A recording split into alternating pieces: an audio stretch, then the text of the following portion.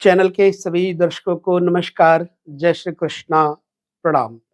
आज मैं आपके सामने एक और नया संदर्भ लेकर के आया हूँ।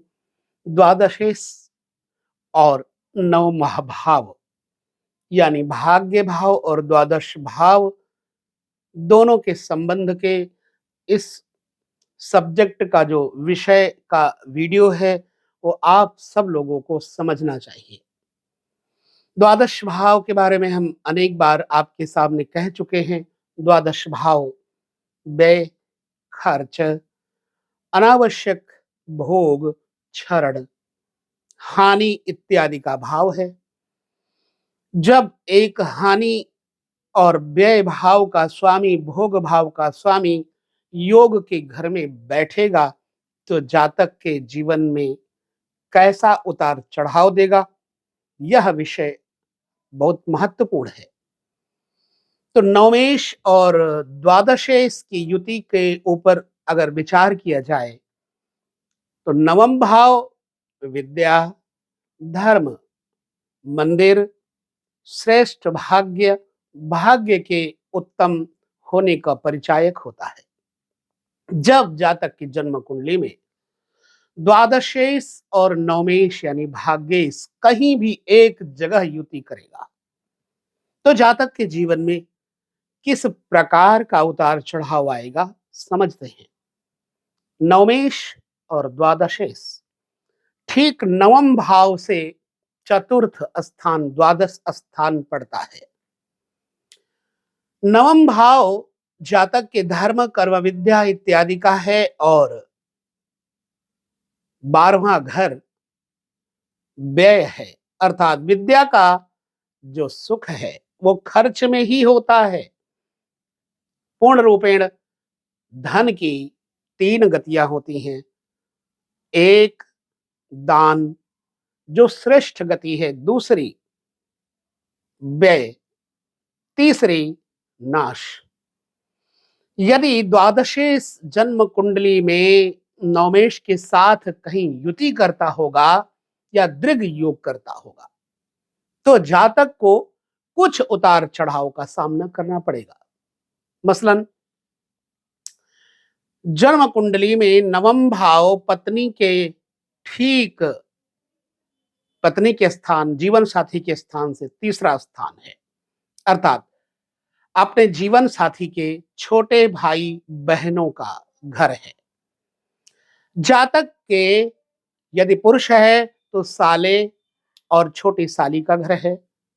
यदि स्त्री है तो जातिका के सप्तम स्थान पति के छोटे भाई और बहनों का स्थान है, यानी ननंद और देवर का स्थान है।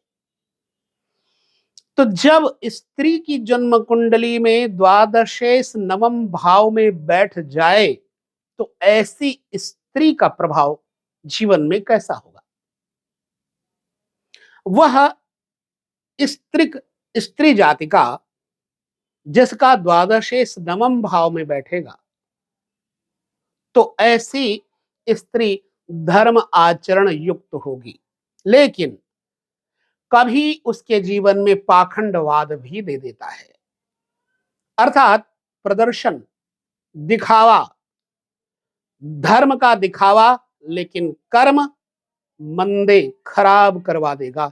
यदि द्वादशेश किसी स्त्री का नवम भाव के साथ युति करे या दृग योग करे तो हाँ, एक चीज है, ऐसी स्त्री जिसका द्वादशेश नवम भाव में बैठेगा वो अपने छोटे देवर और ननंद इत्यादि के ऊपर व्यय बहुत करेंगी, खर्चा बहुत करेंगी, अर्थात अपने छोटे देवर और ननंद इत्यादि की देखभाल करने में ऐसी जातिका कोई कसर नहीं छोड़ती। लेकिन ऐसे जातिका को मिलता क्या है, अंत में कलंक मिलता है, चरित्र पर कलंक मिलता है।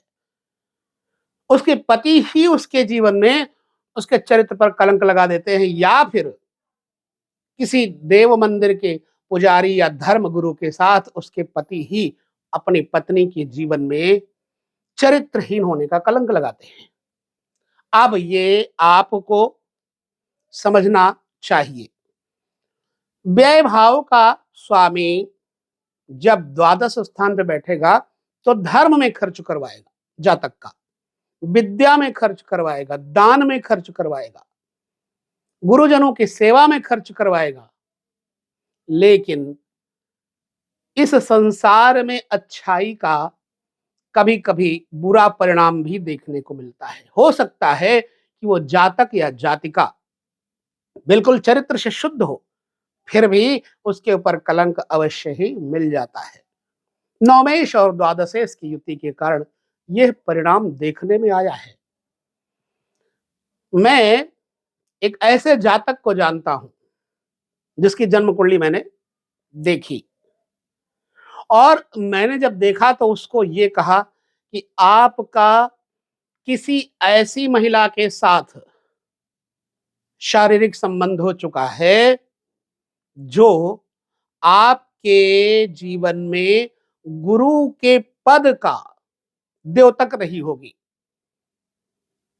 उस व्यक्ति ने पहले तो ना नुकर किया, लेकिन बाद में उसने बताया कि मेरे एक ऐसे गुरु ब्राह्मण थे जिनको ऐसा रोग हो गया कि उनको कोई भी दवाई करने के पश्चात भी बचाया नहीं जा सका,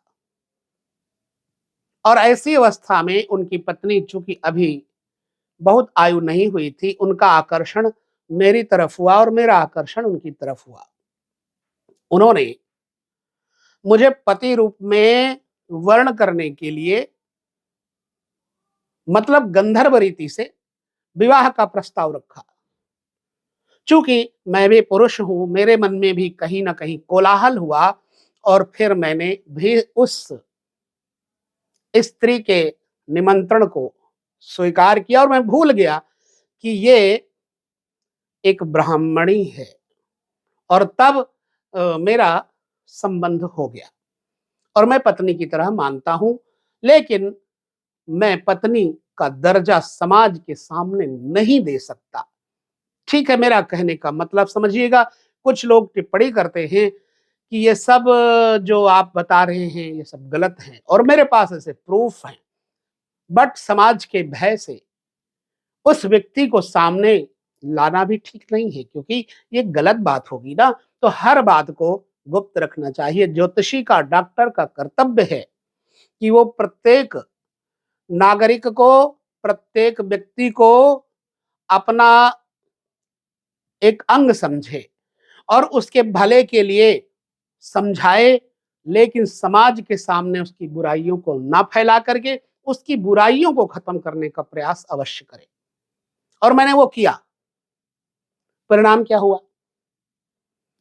जब उनको बोध हुआ कि भाई ये मैंने गलती की है, गुरु पत्नी गमन का मेरे ऊपर एक दोष लग गया, अब उसे कोई छुड़ा नहीं सकता, तो क्या प्रायश्चित करें? मैंने उनको प्रायश्चित के लिए कहा। प्रायश्चित कठिन था, तो अंततः उन्होंने उस बात को स्वीकार तो किया, लेकिन धीरे से अपना मुंह मोड़ लिया ताकि हम उनको और स्पष्ट ना समझा सके हमारा भाव क्या है। द्वादशेश और नवमेश की स्थिति जब होगी तो जातक के जीवन में उसको अपने साली के साथ, अगर जातक है, तो शारीरिक संबंध होने का एक योग बन जाता है। दूसरा, ये कब होता है? जब उसकी युवावस्था होती है, परंतु पुनः वो ऐसा होता नहीं है, बड़ा धार्मिक होता है, परंतु अब ये प्रकृति है तो प्रकृति अपना कर्म करवाती है, बाद में पश्चाताप होता है। नवमेश और द्वादशेश जब किसी के जीवन में एक साथ बैठेंगे तो ऐसे जातक को पाखंड मत का दोष लगता है। ऐसा जातक व्यय करेगा, खर्च करेगा, धर्म करेगा, यज्ञ करेगा, कर्म करेगा, लेकिन अपने दोषों को समाप्त करना बड़ा कठिन है जब तक उसके ऊपर उस गुरु की कृपा ना हो जाए। इसलिए जिन लोगों का द्वादशेश और नवमेश एक जगह युत हो जाए, कहीं दीर्घ योग बन जाए, तो ऐसे जातकों को चाहिए कि अपने गुरु के पास जाकर के अपना कोई ना कोई उपचार अवश्य ही कराते रहे। वैसे गुरु दीक्षा ले लेना चाहिए ऐसे लोगों को, जिन्होंने आपके जन्म कुंडली में, जिनकी कुंडली में द्वादशेश और लग्नेश की युति हो। अब पुनः यदि लग्नेश द्वादशेश और नवमेश एक जगह बैठा होगा तो जातक धर्म कर्म दोनों करेगा, लेकिन थोड़ा पाखंड भी करेगा। परंतु यदि नवमेश प्रबल हुआ तो ऐसा जातक धीरे धीरे भोग से विरक्ति ले लेगा और योग की तरफ चला जाएगा, और योग के माध्यम से वो अपने द्वादशेश को शांत करके परम मोक्ष की गति को प्राप्त करता है।